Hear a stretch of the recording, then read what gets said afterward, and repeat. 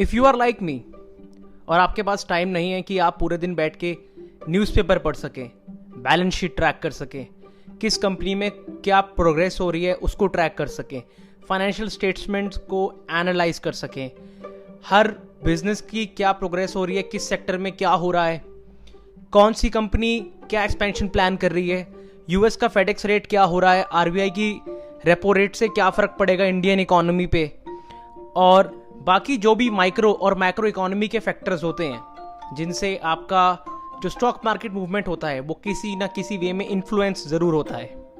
तो इसका एक तरीका ये होता है कि आप लोग खुद भी ट्रैक कर सकते हैं स्टॉक मार्केट्स में इन्वेस्ट करने का, जिसमें इंडिविजुअली आप कंपनीज को ट्रैक करते हैं, या कुछ हवा उड़ती है किसी कंपनी की तो आपको लगता है यार ये कंपनी सही है, आज अडानी ले लो, कल रिलायंस लिया था, ऐसे ही कुछ ना कुछ प्रोग्रेस होती रहेगी और इधर उधर इंसान भटकता रहता है।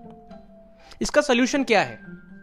या तो फिर आपको क्लिक बेट आर्टिकल्स मिलते हैं, 10,000 से 1 करोड़ बनाए, कैसे मैंने 5,000 से 5 लाख बनाए। कुछ आर्टिकल्स ये होते हैं वो सब्सटैंशियल इंफॉर्मेशन उसमें नहीं होता है। दूसरा तरीका एक ये होता है कि आप थोड़ा पढ़ते हैं, आपको म्यूचुअल फंड समझ आते हैं।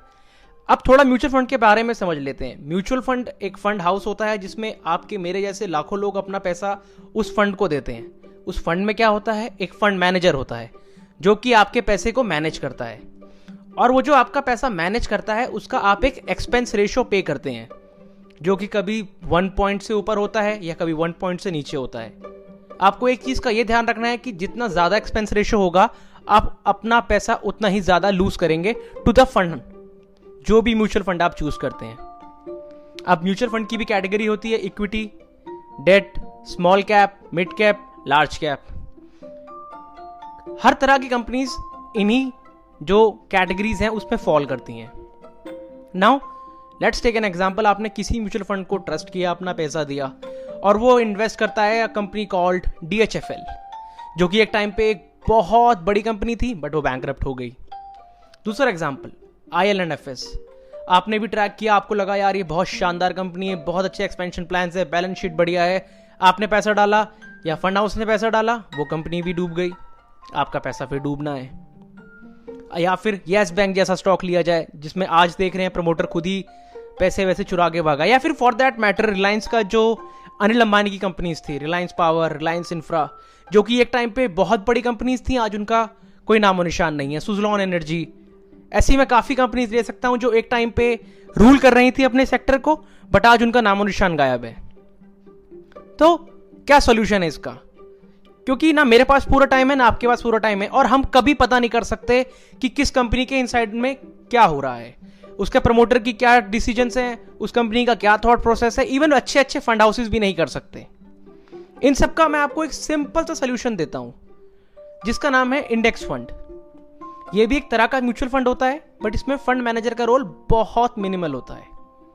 Now let's talk about what is an index fund और उसमें आपको करना क्या है।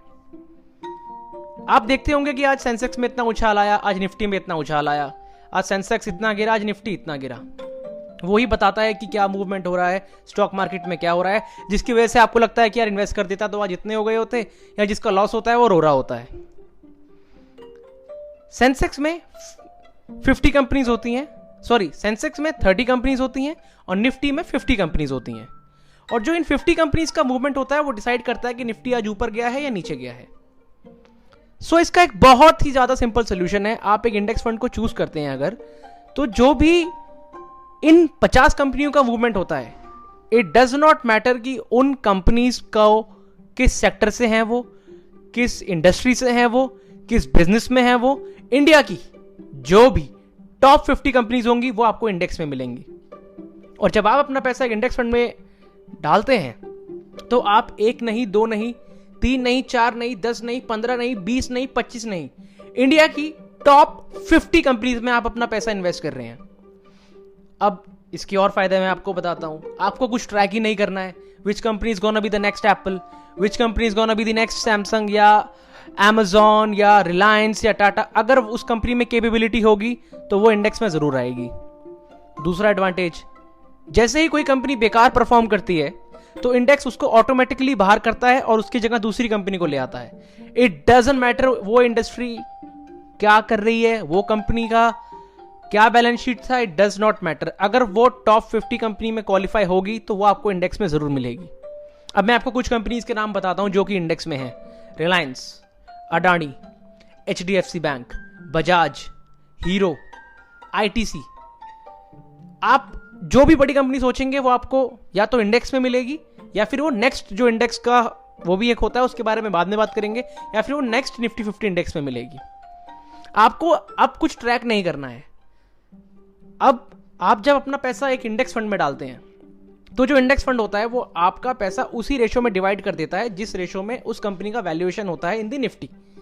तो अगर जैसे कोई कंपनी अभी जैसे यस बैंक को बाहर किया था निफ्टी से क्योंकि वो अंडर परफॉर्म कर रहा था और श्री सीमेंट को ऐड कर दिया था, तो वो जो आपका पैसा बाहर गया था वो दोबारा ऐड ऑन हो जाता है। So it's a win win situation for all. Next, आपको क्यू इंडेक्स फंड में इन्वेस्ट करना चाहिए क्योंकि मैं कह रहा हूं नहीं। और भी इसका एक बहुत बड़ा एग्जांपल ये है कि वॉरेन बफेट ने एक बार बेट लगाई थी, क्योंकि जो भी म्यूचुअल फंड्स होते हैं उनको इंडेक्स को बीट करना होता है, तभी वो कह सकते हैं कि वी आर बेटर देन दी जो सिस्टम ऑटोमेटिकली चल रहा है, क्योंकि हमने सिर्फ उन्हीं कंपनीज में या उन्हीं सेक्टर्स को टारगेट किया जिन्होंने इंडेक्स को बीट किया। तो वॉरेन बफेट ने $1 मिलियन की बेट लगाई थी कि कोई भी म्यूचुअल फंड अगर इंडेक्स को बीट कर देगा with in a span of 10 years तो मैं उस फंड मैनेजर को $1 मिलियन दूंगा। एंड गेस व्हाट, कोई फंड बीट नहीं कर पाया था इंडेक्स को, क्योंकि इंडेक्स को बीट करना इतना आसान नहीं है, क्योंकि जो भी सेक्टर या जो भी कंपनी अच्छा परफॉर्म करेगी वो इंडेक्स में ऑटोमेटिकली ऐड ऑन हो जाएगी। नेक्स्ट इन लाइन, कौन सा इंडेक्स फंड? आप कुछ भी इंडेक्स फंड अपने हिसाब से चूज कर सकते हैं। उसमें एक ऑप्शन होता है ग्रोथ का, उसमें जो डिविडेंड आता है कंपनी का वो भी आपका री इन्वेस्ट हो जाता है।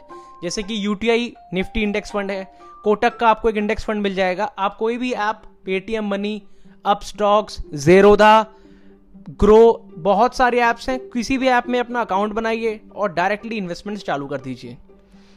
आपको एक और चीज का ध्यान रखना है, इन्वेस्ट आपको SIP के थ्रू करना है, जिससे कि मार्केट ऊपर जाए या नीचे जाए आपको कोई फर्क नहीं है, आप सिर्फ अपना पैसा डालिए, दैट्स इट। अगर कोई भी मार्केट जब गिरेगी तो वैल्यूएशंस कम होंगे तो ऑटोमेटिकली आपका पैसा उतने रेशो में जाएगा तो आपको ज्यादा यूनिट्स मिलेंगी।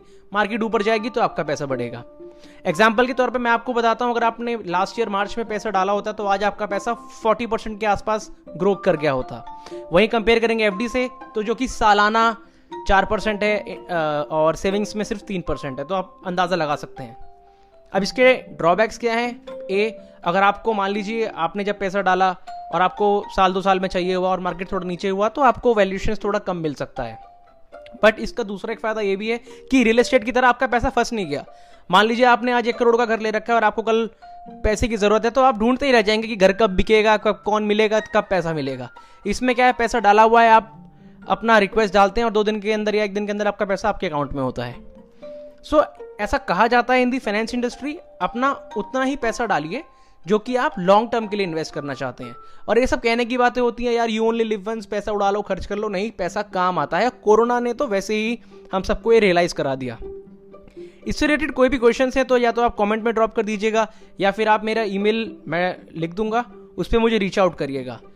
एंड जस्ट स्टार्ट इन्वेस्टिंग यार, मतलब 500, 1000, 200, 400 जो भी कर सकते हो, हर महीने का एक SIP चालू कर लो and just start your journey.